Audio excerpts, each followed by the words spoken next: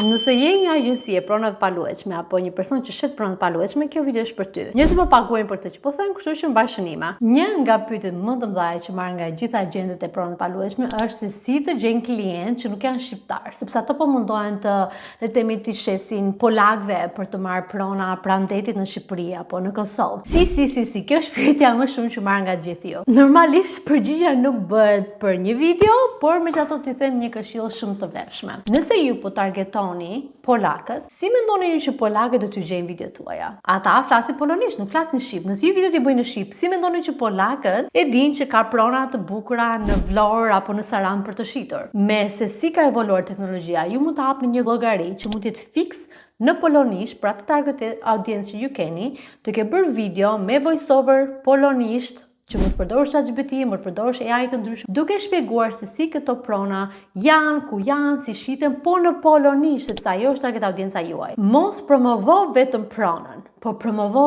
vendin. Se njerëzit duhet të vinë në Vlorë? Çfarë karakterizon Vlorën? Si investime kanë ndryshuar në vite? Pra, a ka return on investment, pra investim, si thua, shikthyer mbrapsht nga ta? Pra, nëse unë investoj 200.000 euro sot, për 5 vite, a mund të rritet kjo vlerë më shumë? Çfarë tjera opsione unë kam si person që mund të blej në Shqipëri? Pra, shpjegojeni këto gjëra polakëve në polonisht dhe do shikoni se sa klient do merrni nga videot tuaja në rrjetet sociale.